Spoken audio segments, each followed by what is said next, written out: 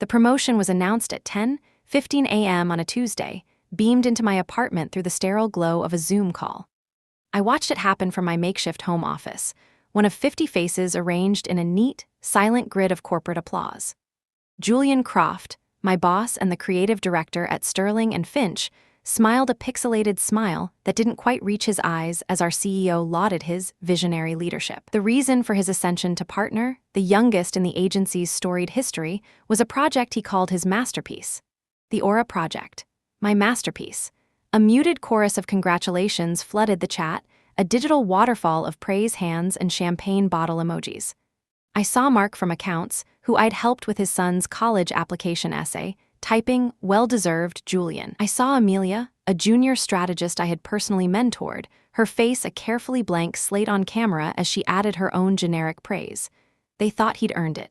He thought I would sit here, smile politely, and quietly accept my own erasure from the story I wrote.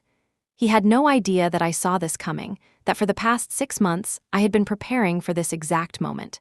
This isn't a story about a stolen idea. It's a story about what happens when the wrong person underestimates the right one. A story about a perfectly constructed trap, baited with ego and greed, that my newly promoted boss had just cheerfully, irrevocably walked into. My name is Nyla Lambert, and this is how I took back my soul. The Aura Project wasn't just a campaign. It was a philosophy, my professional magnum opus. It was born from 3 years of my life, poured into late nights fueled by cold pizza and an obsession with connecting brands to people on a primal, emotional level. I devoured academic papers on behavioral psychology, taught myself the basics of predictive data modeling, and blended them into a method that could map a brand's emotional footprint. It could tell a client not just who was buying their product, but the deep, unspoken why. It was revolutionary, and I knew it. Julian knew it too. When I first presented the initial framework to him in his glass-walled office, his eyes had a gleam I tragically mistook for excitement. It was hunger. The theft wasn't a single, dramatic event. It was a slow, creeping poison, administered in 1,000 tiny doses. It started with phrases I now recognize as verbal judo. "This is brilliant, Nyla," he'd say, leaning over my desk, his expensive cologne preceding him. "But it needs my touch, my narrative flair, to get it past the board." At first, I was grateful. He was the creative director, after all. He knew how to sell. Then came the meetings I wasn't invited to. The first time it happened, I felt a knot of anxiety tighten in my stomach. I saw the calendar invite for the quarterly review with our biggest client, and my name was conspicuously absent. When I questioned him, he was disarmingly smooth. "Nyla, I need you focused on the deep work, the real magic," he'd said, placing a reassuring hand on my shoulder. "I'll handle the political stuff. You're too valuable to be bogged down in boardroom nonsense." He made it sound like a favor, like he was protecting me. In reality, he was building a wall between me and my own work. He was becoming the face of my ideas. The moment of chilling clarity came 3 months before his promotion. We were in the main conference room, pitching the fully developed Aura project to the executive committee. I had been up for 48 hours straight, perfecting the deck. When we got to the core methodology slide, the one titled Mapping the Emotional Footprint, Julian stepped in front of me, taking the clicker from my hand. He delivered my words, my theory, my passion, as if they were his own spontaneous thoughts. He never once looked at me. I felt the blood drain from my face as I stood there, a silent prop in my own play.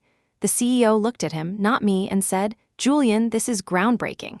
In that instant, I wasn't his colleague anymore. I was a ghostwriter for his success. After that meeting, I went home and created a folder on my encrypted personal drive. I named it the Integrity File. It started as an act of self-preservation. I compiled every email with a timestamp that proved my authorship, every early draft, every research link. I even saved the audio files from my phone, rambling voice notes I'd recorded at 3 a.m. when a new piece of the puzzle clicked into place. Each file I saved was a quiet promise to myself: I will not be erased. The final phase of his takeover was the most insidious. He began to systematically dismantle my reputation. "Nyla's a bit burned out," he'd mention casually to other department heads over lunch. "She's a pure creative, a true artist, but gets overwhelmed by the corporate pressures." He was painting a picture of me as a fragile, unstable genius, while portraying himself as the strong, steady leader who masterfully translated my chaotic brilliance into profitable strategy. My colleagues, once my peers and friends, began to change.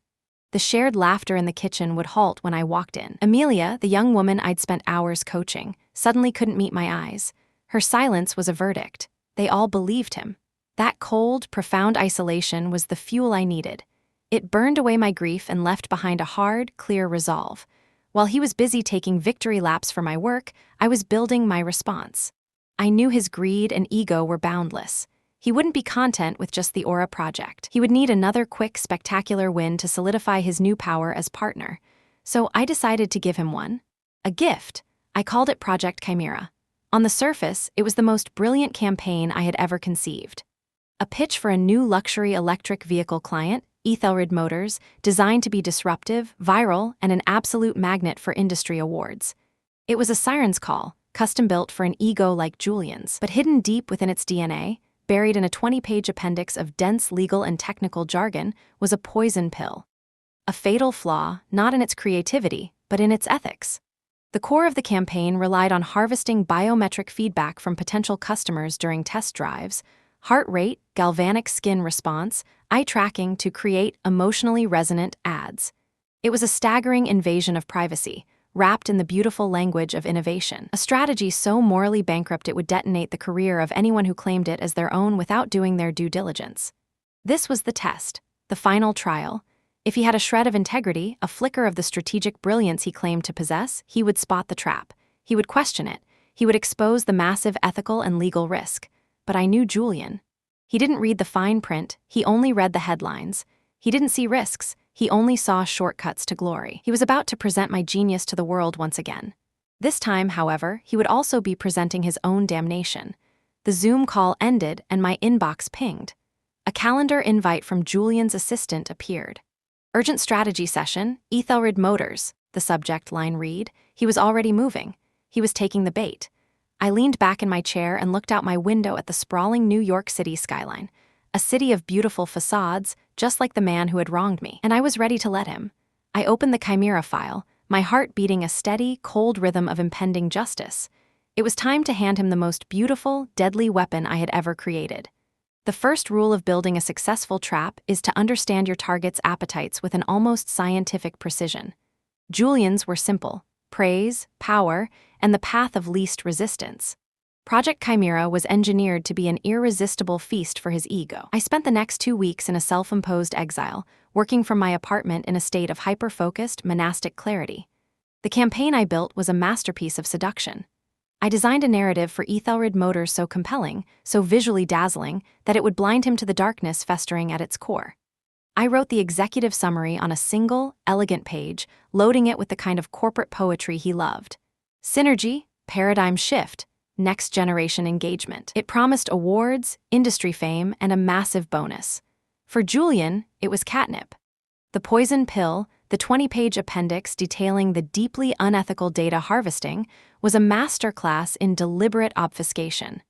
I spent hours researching legal terminology, crafting sentences that were technically accurate but morally vacant. I buried the most damning clauses in sections with mind-numbing titles like subsection 11.3b, Algorithmic Data Processing Protocols for User Experience Optimization. I cross-referenced non-existent industry studies and cited obscure European privacy laws in deliberately misleading ways. It was a document designed to be signed, not read. It was a time bomb disguised as paperwork. With the trap meticulously built, I had to lay the bait. This required a performance. I went into the office for the first time in weeks, making sure to look the part of the defeated creative. I didn't just look tired, I looked broken. I wore no makeup, revealing the dark circles under my eyes. I pulled my hair back into a messy, uncaring bun and wore an old, faded sweater that had lost its shape. I timed my arrival for 10:30 a.m. when I knew Julian would be on his second espresso, holding court in the agency's central hub. I walked to my desk, my shoulders slumped in a pantomime of despair, and left a printed copy of the one-page Chimera summary on top of my keyboard, positioned as if I'd forgotten it in a state of exhausted distraction. Then I walked to the kitchen, every step heavy, and stared blankly at the coffee machine. I didn't have to wait long. He entered, a whirlwind of tailored suit and confident energy, a king surveying his domain. His eyes, conditioned to scan for opportunity, immediately snagged on the paper on my desk. I watched his reflection in the chrome of the espresso machine as he casually strolled over and picked it up. He read it, and a slow, predatory smile spread across his face. He'd found his next conquest. He looked up, caught my eye in the reflection, and gave me a small, pitying smirk before walking away, my one-page summary in his hand. My first real move, however, wasn't against Julian, but for myself. I needed an ally, someone on the inside who saw him for the fraud he was. I found him on the 17th floor, in the quiet, methodical world of the finance department. Arthur Vance was a senior analyst, a man in his late 50s with kind, weary eyes and a brilliant mind for numbers. Julian treated him like a piece of office furniture, a necessary inconvenience who signed off on his extravagant expenses. I knew Arthur disliked him, but I needed to know if he disliked him enough to act. I waited until after 5, when the office had emptied out and was filled with the quiet hum of servers and the low glow of security lights. Arthur was still at his desk, as he always was, surrounded by spreadsheets that glowed in the dim light. I walked over, holding a single printed document. "Arthur," I said quietly, my voice barely a whisper so as not to startle him. "I need a second opinion on something, completely off the record." He looked up, his expression wary, adjusting his glasses on his nose. I handed him the paper. It was an invoice from a creative consultant firm based in Delaware that I'd never heard of. The charge was for $50,000. The line item just said, "Ideation Services, Project Aura." His eyes scanned the document, then met mine. A silent, grim understanding passed between us. He knew Aura was my project. He'd approved the legitimate research expenses for it months ago. "This firm," he said, his voice low and steady, a surprising steal in it. "It's a shell corporation. The address is a P.O. box. I've seen 3 others just like it in his expense reports over the last year, all for vague services, all just under the amount that requires executive board approval." He didn't need any more convincing. I had just found my first co-conspirator. Arthur agreed to track every dollar Julian moved, creating a separate, secret ledger that would become a crucial part of my case. With Arthur watching the money, I needed someone to watch Julian himself. Chloe was a junior graphic designer, barely a year out of art school, with a talent so raw and bright it was breathtaking. I had taken her under my wing, mentored her, and I knew Julian was already starting to circle, looking for his next protégé to exploit. Protecting her became part of my mission. I called her for a coffee at a small cafe far from the office. Her loyalty was a balm to my bruised spirit. "They're wrong about you, Nyla," she said, her voice fierce, her knuckles white around her cup. "Everyone knows Aura was your work. They're just too scared to say it." I laid out the plan, my voice steady, betraying none of the fear I felt. I told her Julian had stolen Chimera and was going to pitch it to Ethelred Motors without me. Then I asked her to do something that made my stomach churn with guilt. "He's going to need a deck for the pitch," I said. "He doesn't have the aesthetic sense to guide it himself. He'll ask you to design it. When he does, I need you to record the meeting. I need his voice on tape, claiming my work as his own." It was a terrible thing to ask of someone so young, to place her in the middle of such a dangerous deception, but her eyes hardened with resolve. "For you," she said, "I'll do it. He won't get away with this." The day of the Ethelred pitch arrived. True to form, Julian held a private briefing with Chloe to go over the creative direction. He believed he was simply directing his subordinate. In reality, Chloe was a spy, her phone silently recording audio from the pocket of her blazer as she nodded and took notes. She came to my apartment that evening, her face pale but triumphant. She handed me the phone. I pressed play and listened to Julian's confident, charming voice articulating my strategies, my words, my vision, filling the quiet of my living room with his lies. "The core concept, which came to me one evening while I was sketching, is that we are not selling a car," he explained grandly. "We are selling an extension of the driver's own emotional state." He had even stolen the personal anecdotes I had written in my original notes. I saved the file. It was the keystone of my evidence. Julian, now high on the initial praise from Ethelred, began his preemptive strike against me. He was smart enough to know that I wouldn't remain silent forever. He needed to discredit me before I could ever speak. He pulled me into a small, windowless conference room for a check-in. He closed the door, his demeanor shifting from charming boss to concerned patriarch. "Nyla," he said, his voice laced with a sickeningly false sympathy. "I'm worried about you. Some of the raw ideas in that Chimera draft you left were a little dangerous, unfocused. I had to do a lot of heavy lifting to make it safe and presentable for the client." He was building his defense, laying the groundwork to paint me as reckless if the ethical questions ever surfaced. "I protected you, Nyla, and I protected the agency." He was gaslighting me, trying to rewrite a history that hadn't even happened yet. I just nodded, playing my part, letting my eyes fall to the floor as if in shame. Thank you, Julian, I said, my voice meek. I don't know what I'd do without you. He smiled, satisfied. The fool. The call that changed everything came 2 days later. The caller ID showed Ethelred Motors. My heart hammered against my ribs. I expected it to be an assistant setting up the next meeting. But the voice on the other end was clear, female, and radiated an authority that cut through the phone line. Nyla Lambert, this is Isabel Vance. I'm the Chief Marketing Officer at Ethelred. I froze, my mind racing. How did she even know to call me? Your name was in the original metadata of the PDF pitch deck Julian Croft sent over, she continued, her tone sharp and inquisitive, answering my unspoken question.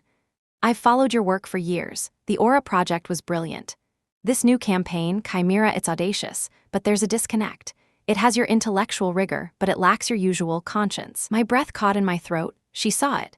She saw the scene where my work ended and Julian's blind ambition began. This was the moment, the pivot.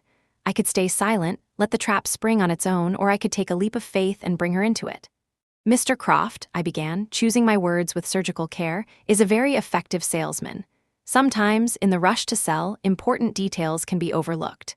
There was a long, charged pause on the other end of the line. I could hear the hum of her office, the distant traffic on a highway. What details, Ms. Lambert? Isabel asked, her voice dropping into a conspiratorial register. I took a deep, steadying breath. It was time. The most important parts of the campaign are in the appendix, 20 pages of them. I'm not sure if you received the full document in the version he sent. Send it to my personal email, she said immediately, giving me the address. There was no hesitation in her voice. And Nyla, be ready. I'm convening a final approval meeting for this Friday. In person, at your agency. I want you in that room. The line went dead. My hands were shaking, but this time it wasn't from fear. It was from adrenaline. This was no longer just my plan. It had grown, evolved into something bigger. I wasn't just setting a trap for Julian anymore.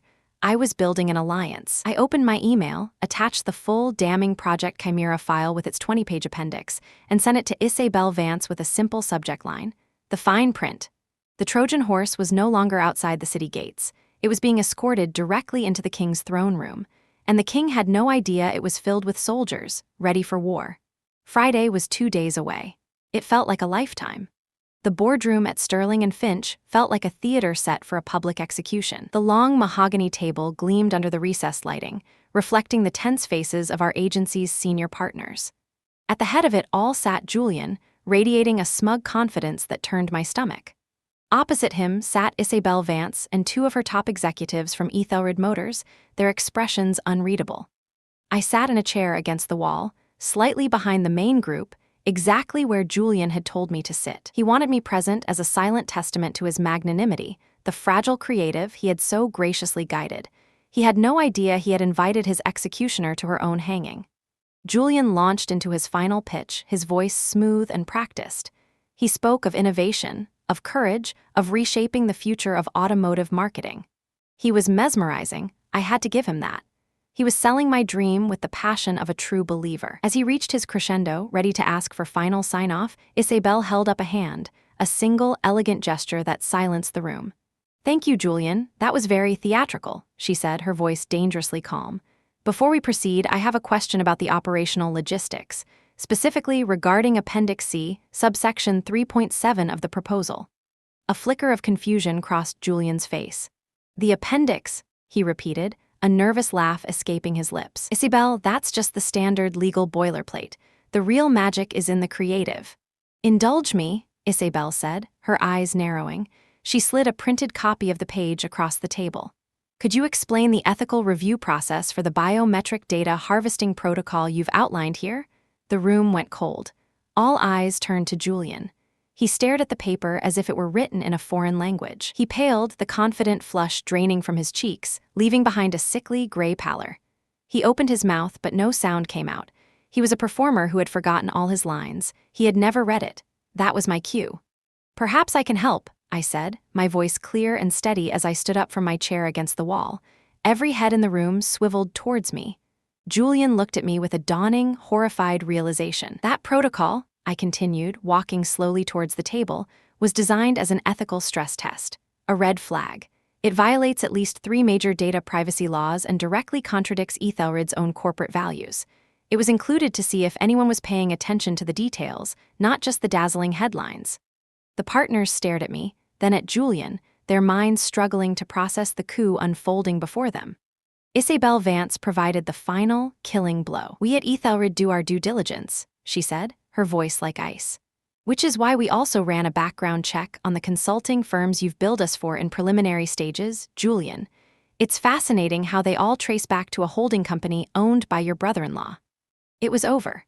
The silence in the room was absolute, broken only by the sound of Arthur, my ally from finance, quietly placing a neatly bound folder in front of our CEO. It was his secret ledger, a detailed account of Julian's embezzlement. Julian didn't shout. He didn't protest. He simply deflated, collapsing in on himself in his expensive chair, a man utterly and completely exposed. He was escorted out of the room by security a few minutes later, not with a bang, but with a pathetic, whimpering silence. In the chaotic aftermath, the CEO, his face ashen, turned to me. "Nyla," he said, his voice a desperate plea. "The Ethelred account. We can still save it. You can lead it. Julian's position is yours. Name your price." For a fleeting second, I was tempted. It was everything I had fought for. The recognition, the power, the victory. I looked around the room at the partners who had watched Julian erase me, who had believed his lies and pitied me for my burnout. They weren't looking at me with respect. They were looking at me with fear. They saw me as a weapon, a tool they could now use to clean up their mess. And in that moment, I knew I didn't want their tainted prize. "No, thank you," I said, the words feeling cleaner and more powerful than any acceptance could have. "My integrity isn't for sale, and it certainly can't be bought back with a promotion. I resign, effective immediately." I turned and walked out, leaving a room full of shattered executives in my wake. Chloe and Arthur met me by the elevator. They had already packed their desks. We didn't need to say a word. We walked out of the Sterling and Finch building together, leaving the smoldering ruins behind us. The weeks that followed were a blur of lawyers, NDAs, and quiet decompression. I had won, but the victory felt hollow. I had exposed the villain, but the battle had left scars. I spent my days walking through Central Park, trying to rediscover the creative spark that Julian had almost extinguished. Then, Isabel Vance called. She didn't offer condolences or congratulations. She made a business proposition. "I'm not investing in a campaign, Nyla," she said. "I'm investing in a person. Ethelred is pulling its account from Sterling and Finch. We're starting a fund to support emerging ethical marketing agencies. I want you to be our first investment. Build something new, something better." And so I did. 6 months later, the doors of Lambert & Co. opened in a bright, airy loft in Soho. My partners were Arthur, our CFO, and Chloe, now our head of design. My first and flagship client was Ethelred Motors. We weren't just a new agency, we were a statement. Our motto was simple: truth in strategy. We built campaigns on transparency and respect for both our clients and their customers. We became the agency people came to when they wanted to build something that lasted. Last month, Ad Age ran a cover story about us, calling us the new conscience of Madison Avenue. They featured a picture of me, Arthur, and Chloe laughing in our sunlit office. I looked at that photo for a long time. I saw a woman I hadn't seen in years, happy, confident, and free. I don't think about Julian much anymore. I heard he's facing federal fraud charges. His name has become a cautionary tale in our industry. I don't wish him ill. I don't wish him anything at all. He no longer takes up space in my mind. My revenge wasn't in his downfall. My true healing, my ultimate victory, was in my own rebirth. I didn't just take back my career or my ideas. I took back my name. I took back my story. I learned that the most powerful thing you can build isn't a project or a campaign, but a life so full of your own light that no one else's shadow can ever touch you again. The war was over. And for the first time in a long time, I was at peace.